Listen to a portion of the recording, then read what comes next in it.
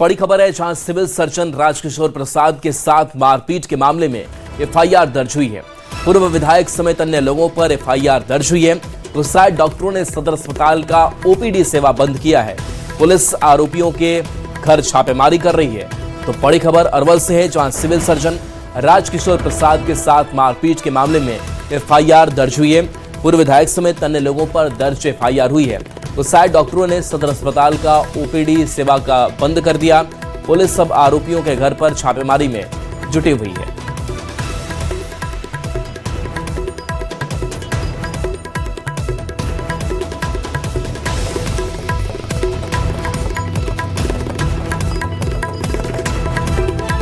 ने सवाल किया, डॉक्टर से सवाल किया कि भाई यहाँ पर भगवान भरोसे और भगवान की कृपा और किस्मत पर नहीं छोड़ना होगा।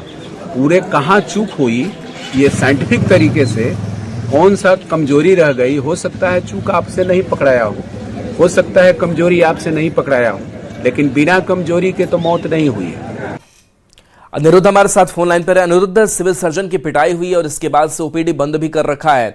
डॉक्टरों में गुस्सा है इस बात को लेकर के, अभी क्या हालात हैं?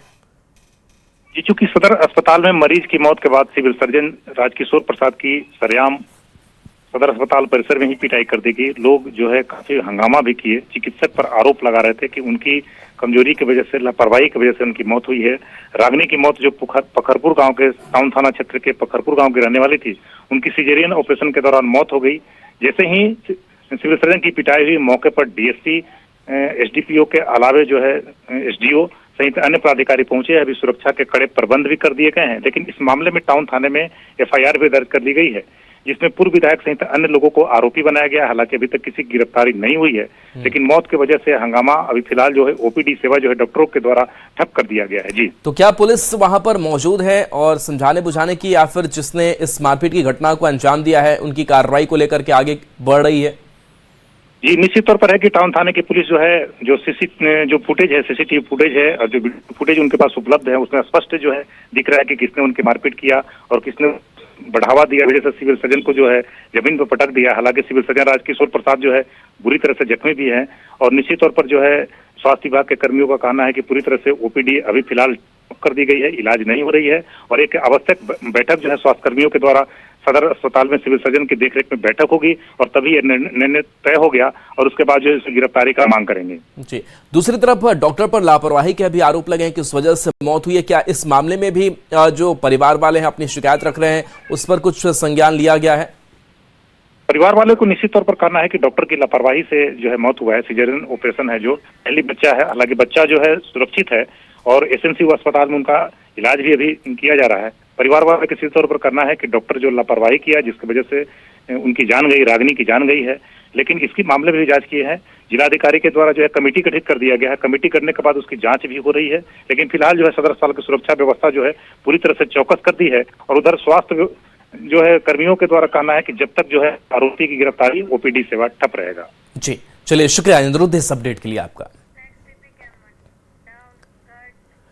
पूर्वी चंपारण से बड़ी खबर है, जहां चकिया में अवैध रूप से चल रहे एक नर्सिंग होम को सील कर दिया गया है। चकिया अनुमंडल प्रशासन के निर्देश पर स्वास्थ्य विभाग की टीम ने बड़ी कार्रवाई की है। पिपरा थाना के नया चौक स्थित बेदीबन मधुबन रोड पर बिना निबंधन के एक नर्सिंग होम चल रहा था, जिसकी शिकायत मिलने पर स्वास्थ्य विभाग की टीम ने जब जांच पड़ताल शुरू की तो नर्सिंग होम के पास जरूरी वैध दस्तावेज नहीं पाए गए, जिसके बाद उसे तत्काल प्रभाव से सील कर दिया गया और एफआईआर की तैयारी में विभाग जुट गया है। 2 दिन पहले इसी नर्सिंग होम में ऑपरेशन के दौरान एक महिला की मौत के बाद पैसे को लेकर मरीज के परिजनों से विवाद हुआ था, जिसकी शिकायत एसडीएम से की गई थी।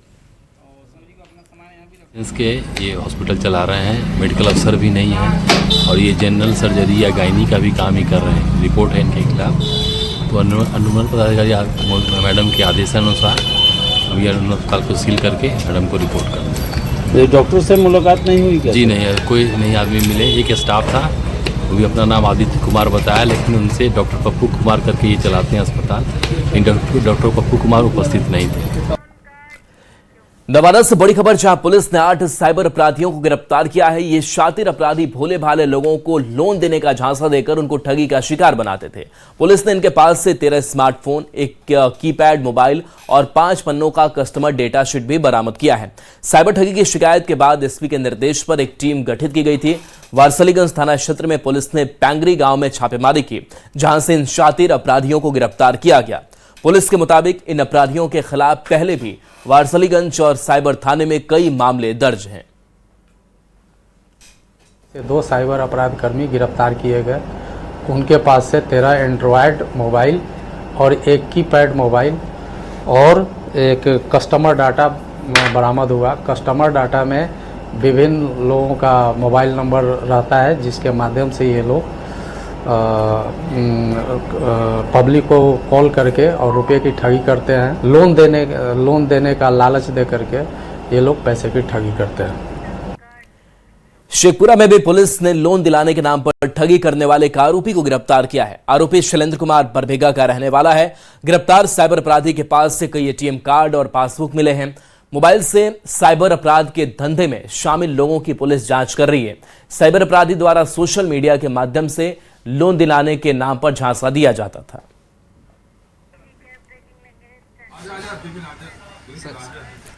बड़ी खबर नालंदा से, जहां इस्लामपुर थाना क्षेत्र के मुजाहिदपुर गांव में एक 4 साल के मासूम बच्चे की गला दबाकर हत्या करने का मामला सामने आया है। मृतक की पहचान नीतिलाल केवट के बेटे आयुष कुमार के रूप में हुई है। परिजनों ने बताया कि दोपहर जब वो अपने घर में आया था, तभी आरोपी घर में घुसे और घर का दरवाजा अंदर से बंद कर लिया और मासूम आयुष का गला दबा दिया। घटना के चश्मदीद मृतक की 6 वर्षीय बहन ने अपनी मां को चिल्लाकर बताया कि चाचा आयुष को अंदर ले गए और उसका मुंह बंद कर दिया। बच्ची की आवाज सुनकर जब मां मौके पर पहुंची तो आरोपी ने दरवाजा खोलकर धमकी दी और वहां से फरार हो गया। पीड़ित मां ने बताया कि आरोपी के साथ उनका कोई पुराना विवाद नहीं था। वहीं थानाध्यक्ष ने बताया कि महिला ने अपने भैंसुर पर गला दबाकर हत्या करने का आरोप लगाया है।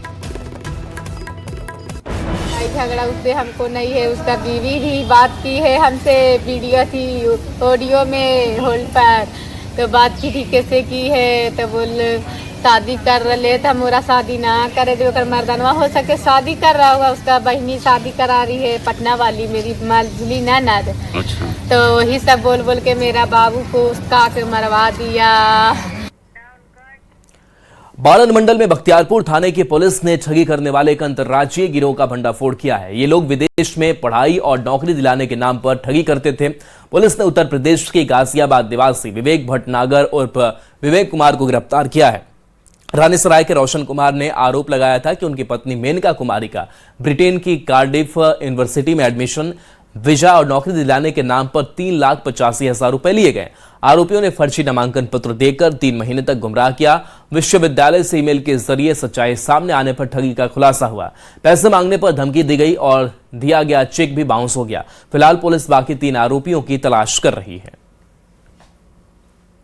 नागर के द्वारा उनको एक अन्य एजेंसी विएट एंटरप्राइजेस से मिलाया गया, जिसमें 3 व्यक्ति संलिप्त थे। इनके द्वारा बात हुई कि लगभग 8 से 9 लाख रुपए में वीजा, एडमिशन कराना और एक पार्ट टाइम जॉब लंदन में दिलवाने के लिए उनका सारा कार्य करवाया जाएगा। इसमें एक एडवांस अमाउंट अग्रीमेंट के तहत 3,85,000 रुपए का दिया गया, जिसमें उनका वीजा बनवाने का और एडमिशन करवाने का कार्यक्रम हुआ। इस क्रम में जो विएट एंटरप्राइजेस के व्यक्ति थे, उनके द्वारा इनका इंटरव्यू भी कराया गया, जो वादी है उनकी पत्नी का, और उनको एक एडमिशन सर्टिफिकेट भी दिया गया, जिसके माध्यम से वादी को ऐसा लगा कि उनकी पत्नी का कार्डिफ यूनिवर्सिटी में एडमिशन हो गया है। आरा से बड़ी खबर, जहां जर्जर दीवार गिरने से 2 बच्चे की मौत हो गई है। खेलने के दौरान हादसा हुआ, एक व्यक्ति गंभीर रूप से जख्मी हो गया। बिहिया के धोबिया मोहल्ला की यह घटना सामने आई है। तो बड़ी खबर आरा से, जहां पर जर्जर दीवार गिरने से 2 बच्चे की मौत हो गई। खेलने के दौरान हादसा हुआ, एक व्यक्ति गंभीर रूप से जख्मी हो गया। बिहिया के धोबिया मोहल्ला की यह घटना सामने आई है।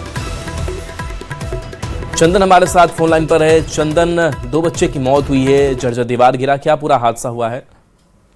बिल्कुल, पूरा मामला बिहिया थाना क्षेत्र के धोबिया मोहल्ला से जुड़ा हुआ है, जहाँ की एक जर्जर दीवार गिरने से, उसमें दबने से 2 बच्चों की मौत हो गई। घटना तब जब सुबह का वक्त बच्चे खेल रहे थे, तभी अचानक दीवार जो है भरभराकर गिर गई और उसमें दबने से 2 बच्चों की मौत हो गई। वहीं पास में बच्चों के जो दादा थे वो उसमें दीवार में दब गए, जो कि गंभीर रूप से जख्मी हो गए हैं। उनको इलाज के लिए आरा के सदर अस्पताल में भेजा गया। हालांकि घटना की सूचना के बाद स्थानीय प्रशासन वहाँ मौके पर पहुंची है। राहत बचाव का जो कार्य है वो जारी है, लेकिन दोनों बच्चे की दर्दनाक मौत होने से पूरे जो परिजन है और उनके बीच में माहौल गमगीन हो गया है। और जो बच्चे हैं उनका भी शव वहीं पड़ा हुआ है। वहीं जो गंभीर रूप से बुजुर्ग व्यक्ति हैं उनको अस्पताल लाया गया है। स्थानीय ग्रामीणों के अनुसार दीवार जो है बाउंड्री वाल वो करके छोड़ दिया गया था और वो काफी जल्द था। इसी दौरान ये हादसा हुआ और अचानक दीवार के गिर जाने से ये हादसा हुआ है, जिसमें दबने से 2 बच्चे हो गई। जी चलिए, शुक्रिया इस अपडेट के लिए आपका। और देखिए, पटना नितिन नवीन पहुंच रहे हैं। आज पटना आएंगे नितिन नवीन। बीजेपी के राष्ट्रीय अध्यक्ष पटना पहुंचेंगे। आज से 2 दिन पटना दौरे पर रहेंगे। बांकीपुर उपचुनाव को लेकर के बैठक करेंगे। बीजेपी के नेताओं के साथ बैठक होगी। विधानसभा उपचुनाव की रणनीति नितिन नवीन बनाएंगे। चुनावी सभा को भी संबोधित कर सकते हैं। तो देखिए, जो प्रचारकों की लिस्ट है उसमें नितिन नवीन भी है और ऐसे में नितिन नवीन लगातार इससे पहले मंथन रणनीति बना रहे हैं। जाहिर सी बात है कि बांकीपुर सीट से जो लगातार चुनाव जीतते आए, राज्यसभा जाने के बाद ये सीट खाली हुई और चूंकि अब बांकीपुर की जनता के नब्ज को समझते हैं और वो जानते हैं किस तरीके की रणनीति सीट को लेकर के बनानी है और वही इंफॉर्मेशन जो है बाकी कार्यकर्ताओं में नेताओं को देनी है, उसको लेकर के एक बड़ी जो रणनीति है वो बनेगी। तो एक तो राष्ट्रीय अध्यक्ष के तौर पर अपनी जिम्मेदारी निभा रहे हैं, दूसरी तरफ बांकीपुर की जनता की नब्ज को भी समझते हैं। तो ये दोहरा फायदा बीजेपी को मिल रहा है। विधानसभा का होने वाला उपचुनाव को लेकर प्रचार जो है वो चरम पर पहुंच गया है और इसे लेकर के तमाम राजनीतिक दल जो है वो घर घर जाकर के प्रचार करने में लगे हैं और बीजेपी इसे लेकर के लगातार जो है बड़ी रणनीतियां जो है बना रही है। आज बीजेपी के जो राष्ट्रीय अध्यक्ष है नितिन नवीन, वो 2 दिवसीय दौरे पर पटना पहुंच रहे हैं और सबसे खास बात है कि जिस तरीके से आज पटना पहुंच रहे हैं उनमें कई कार्यक्रम जो है वो रखे गए हैं। सबसे पहले यह बीजेपी के तमाम जो प्रदेश पदाधिकारी है उनके साथ वो बैठकर बड़ी बैठक करेंगे, जिसमें बांकीपुर को लेकर के किस तरह से प्रचार, जो हर बूथ को कैसे जीता जाए, बूथ पर तमाम कार्यकर्ता कैसे जाएं और कैसे ज़्यादा से ज़्यादा वोट जो है वो बीजेपी के खाते में आए, इसे लेकर के एक बड़ी रणनीति के तहत तमाम पदाधिकारियों के साथ बैठक करेंगे। माना जा रहा है कि नितिन नवीन जो है ये बांकीपुर विधानसभा में एक जनसभा को भी संबोधित कर सकते हैं। अभी तक यहाँ पे जनसभा जो है वो नहीं हुई है। हर लोग डोर टू डोर जाकर कार्यकर्ता जो है वो जा रहे हैं। तमाम नेताओं को बूथ की जिम्मेदारियां दी गई है, लेकिन माना जा रहा है कि नितिन नवीन खुद यहाँ पे आएंगे और आकर के यहाँ पे जनसभा जो है वो करेंगे और कल जो है यहाँ से पटना से वापसी होगी दिल्ली के लिए। ये भी बताया जा रहा है कि पूरे एनडीए के नेताओं के साथ भी नितिन नवीन की आज बात हो सकती है और जिसमें कैसे एनडीए एकजुट होकर बांकीपुर विधानसभा को जीते, इस पर गहन चर्चा और विस्तार से इस पर बात किया जाएगा। कैमरा पर्सन सुबोध के साथ रवि एस नारायण, न्यूज 18 पटना। तो बांकीपुर उपचुनाव को लेकर बीजेपी के बड़े बड़े नेता चुनाव प्रचार में लगे हैं। पथ निर्माण मंत्री कुमार शैलेंद्र ने भी शुक्रवार को कृष्णापुरी चिल्ड्रन पार्क के पास जनसंपर्क अभियान चलाया और एनडीए उम्मीदवार नीरज कुमार सिन्हा के पक्ष में वोट मांगा। कुमार शैलेंद्र ने कहा कि बांकीपुर का एक एक वोट बीजेपी उम्मीदवार को मिलेगा। उन्होंने प्रशांत किशोर के चुनाव लड़ने पर भी पलटवार किया।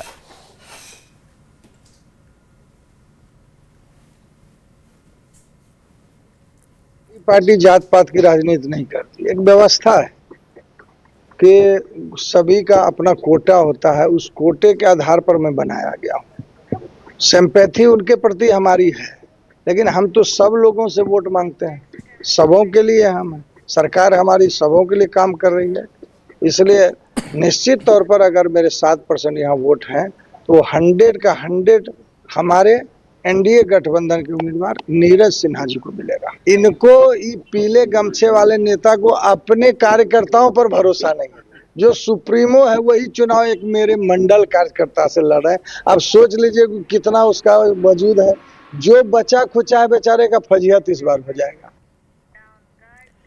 बिहार में उपचुनाव है और नेता प्रतिपक्ष तेजस्वी यादव विदेश दौरे पर। विपक्ष पर सत्ता पक्ष लगातार हमलावर है। बीजेपी तेजस्वी को गायब बता रही है, जेडीयू विपक्ष को निकम्मा बता रहा है और बिहार की सियासत इसी को लेकर गर्म है। सवाल है कि विदेश में तेजस्वी हैं तो विरोधी बेचैन क्यों हैं। तेजस्वी यादव अपनी पत्नी राजश्री यादव और दोनों बच्चों के साथ इन दिनों यूरोप टूर पर हैं। तेजस्वी 2 जुलाई को ही विदेश यात्रा पर रवाना हो गए थे, वो भी अपनी पार्टी की स्थापना दिवस 5 जुलाई की जगह 1 जुलाई को ही मनाकर। इस बीच बांकीपुर विधानसभा सीट पर उपचुनाव भी हो रहा है। ऐसे वक्त में नेता प्रतिपक्ष तेजस्वी यादव चुनावी मैदान से बाहर हैं, हजारों मील दूर, और इसी को लेकर शुरू हो गई है सियासत। बीजेपी नेता नीरज कुमार ने सोशल मीडिया एक्स पर पोस्ट कर नेता प्रतिपक्ष को लापता बताया। नीरज कुमार ने लिखा, लापता तेजस्वी यादव, बिहार की जनता पूछ रही है अपने नेता को कहां छिपा रखा है आरजेडी ने। नीरज कुमार ने पूछा है कि विधानसभा से गायब, विकास से गायब, जवाबदेही से गायब, चुनाव से गायब, क्या आपने इन्हें देखा है? बीजेपी के तेजस्वी पर उठाए जा रहे सवाल पर आरजेडी की ओर से जवाब भी आया। पार्टी नेता कुमार सर्वजीत ने कहा है कि तेजस्वी यूरोप घूमने गए हैं, इसका क्या सबूत है? वे सदन में आएंगे या नहीं, इसकी चिंता दूसरा कोई न करे, उनके सिपाही खड़े हैं।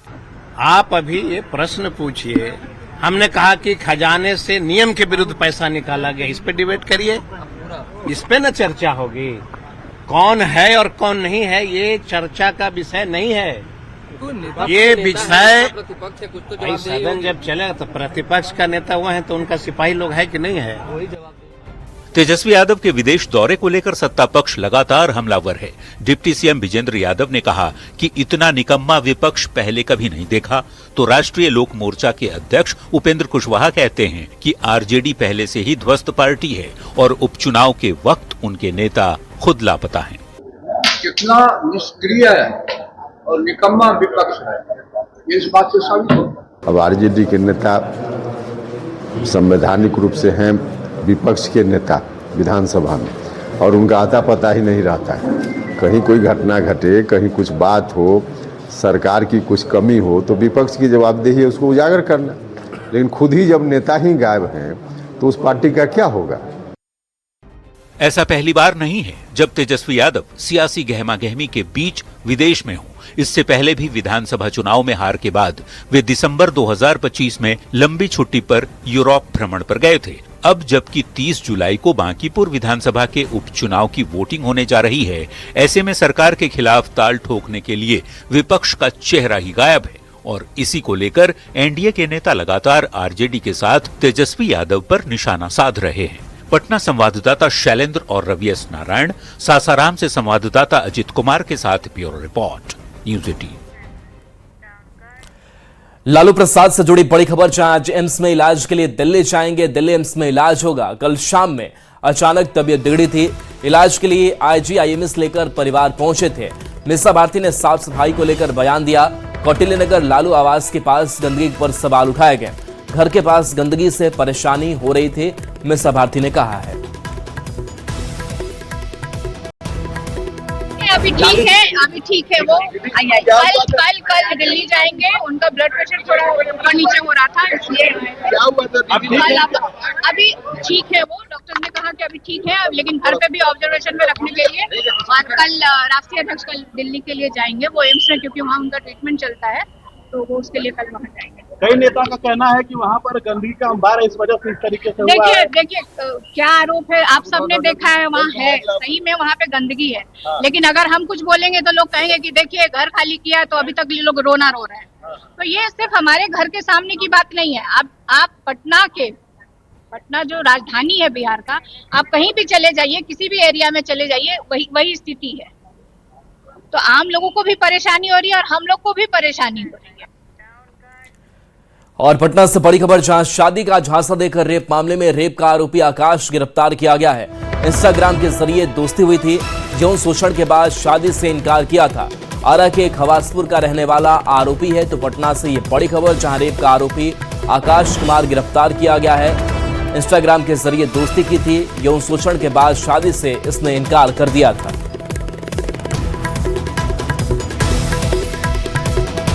मोतिहारी से बड़ी खबर है, जहां एसएसबी ने विदेशी महिला को पकड़ा है। भारतीय सीमा से नेपाल ये महिला भाग रही थी, बिना किसी वैध कागजात के ये रह रही थी। रक्सौल से नेपाल भागने के दौरान गिरफ्तारी हुई है। उज्बेकिस्तान की ये महिला बताई जा रही है। अवैध आधार कार्ड और कागजात इसके पास से बरामद किए गए।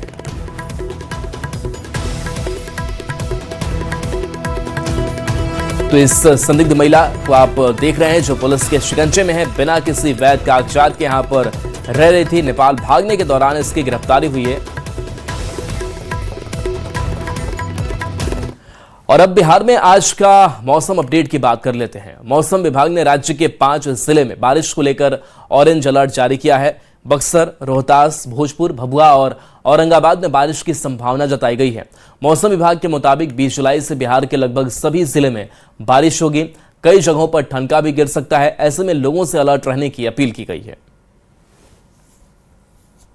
मौसम विभाग ने बिहार के 5 जिलों में भारी बारिश को लेकर के अलर्ट जारी किया है। और आपको बता दें कि यहाँ पे बक्सर, रोहतास, भभुआ, भोजपुर और औरंगाबाद के जो जिले हैं, इन 5 जिलों में बारिश को लेकर के ऑरेंज अलर्ट जो है वो जारी किया गया है। और बताया गया है कि 20 तारीख से लेकर जो है कई जिलों में भारी बारिश हो सकती है और यहाँ पे मौसम जो है वो पूरी तरह से 20 तारीख से बदल सकता है। इस मानसून में पिछले कई दिनों तक लगातार बारिश नहीं होने के कारण जो है वो किसानों को रोपनी में काफ़ी परेशानी हुई, लेकिन बीच में जो बारिश हुई लेकिन फिर से उमस भरी गर्मी से लोगों को छुटकारा जो है वो नहीं मिल पा रहा है। अगर राजधानी पटना की बात करें तो राजधानी पटना में सुबह से ही जो है यहाँ पे बादल जो है वो देखे जा रहे हैं और माना जा रहा है कि पूरे दिन भर में जो है यहाँ बारिश हो सकती है। लेकिन साथ ही साथ जो है अन्य जिलों में पूरा जो मौसम है वो बताया जा रहा है कि 20 तारीख से मौसम बदल सकता है और कई जिलों में भारी बारिश जो है वो हो सकती है। आज कहा गया है कि कई जिलों में जो है वो आंधी जो है और तूफान के साथ साथ यहाँ पे बिजली गिरने की जो है संभावना है और लोगों से चेतावनी जारी की गई है कि लोग जो है खुले में ना रहें, पेड़ के नीचे ना बैठे, लोग अलर्ट रहे हैं। लेकिन इतना तय है कि मौसम विभाग के अनुसार कि आज जो है वो जिन 5 जिलों में बारिश होगी उसके साथ साथ 20 तारीख से जो मौसम बदलना है उस बदलने के बाद जो है यहाँ पे किसानों को भी बड़ी राहत मिलने की उम्मीद है। कैमरा पर्सन सुबोध के साथ रवि एस नारायण,